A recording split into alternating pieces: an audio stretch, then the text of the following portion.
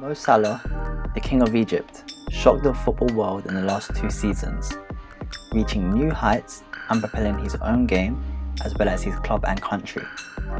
In this video, we're going to compare Mo Salah to the average man and look back to the incident in the 2018 Champions League final where a tackle by Sergio Ramos led to him breaking his collarbone. Before we start, make sure to subscribe to the channel and comment down below what other sports stars you would like us to cover. Mo Salah was born on the 15th of June 1992 in Maghreb, Egypt. The 26-year-old is 5'9", meeting the average height in both America and the UK. Salah started his career in Egypt in 2010, playing for El Mokalawun, and had a couple subsequent moves before introducing himself to the world stage for Roma. For Roma, he achieved 34 goals in 83 appearances before arriving at Liverpool and scoring 71 goals in 104 appearances. This put him in the conversation for the Ballon d'Or and put him officially on the world stage along other stars such as Messi and Ronaldo. It is incredibly important to Liverpool, propelling their Premier League challenge by scoring important goals such as the long-range screamer against Chelsea on the 14th of February 2019. In addition, he also scored other important goals such as scoring the penalty that sent Egypt to the World Cup and most recently the penalty in the Champions League final against Tottenham. Salah, despite his average height, boasts supreme speed, dribbling and clinical finishing in front of goal. Salah plays on the right in a front three and has won the Golden Boot for 2 years in a row, this year with 22 goals in the Premier League alongside his 2 fellow Africans, Aubameyang and Sadio Mane.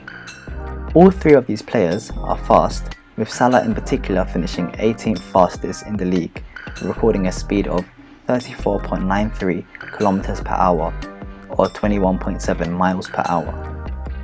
Sadio Mane recorded a slightly slower speed of 21.64 miles per hour for a person, which is 15.9 miles per hour, equating to running 100 meters in just over 13 seconds. Salah, amongst other players, is able to achieve these feats due to having a strong aerobic base for efficient respiration.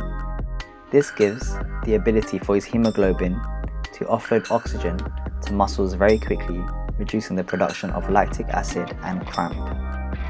This is developed through rigid testing and practice, where footballers would do a yo-yo intermittent recovery test. This involves 2 20-meter sprints with 2 5-second breaks. This continues for around 2 to 15 minutes and is used to measure aerobic fitness in order for the club to gain insight into a player's fitness through a score called the VO2 Max. The VO2 Max is a measurement of the maximum amount of oxygen a person can utilize during intense exercise. The average man in the UK has a VO2 max of 35 to 40 milliliters per kilogram. Football players are expected to have a VO2 way higher than this. Research in the International Journal of Sports Physiology and Performance developed data on the VO2 max of 1,500 professional Dutch football players. This gave a result of 62 to 64 for the VO2 max, which is higher than the average person. In the yo-yo test, footballers at the highest level would be expected to cover more than 1,280 meters, hitting speeds of 18 kilometers per hour. This kind of practice allows players to run on average around 8 miles per game and delay the onset of cramp.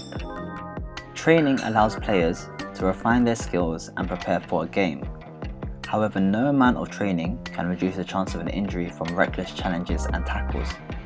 This is the case in the 2018 Champions League final against Real Madrid, where Sergio Ramos brought Salah to the ground in the 25th minute, ultimately derailing Liverpool's game from then on.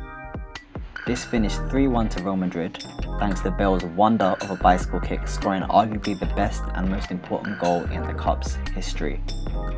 Mohamed Salah had a shoulder sprain, also known as an AC joint separation, as a result of a broken clavicle, also known as the collarbone. It usually happens after a fall or a direct blow to the shoulder. It takes around 6 to 8 weeks to heal in adults and 3 to 6 weeks in children. The clavicle is located between the sternum, the shoulder blade and the scapula. Clavicle fractures are most often caused by a direct blow to the shoulder. This can happen during a fall onto the shoulder, a car collision, or a fall onto an outstretched arm, which is exactly what happened between Salah and Ramos. Diagnosis of a collarbone fracture is usually done via an X-ray or a CT scan. This allows doctors to see bones in detail and accurately depict which bones are broken. Slings can be used to keep the arm in place and prevent unwanted movement alongside painkillers and physiotherapy.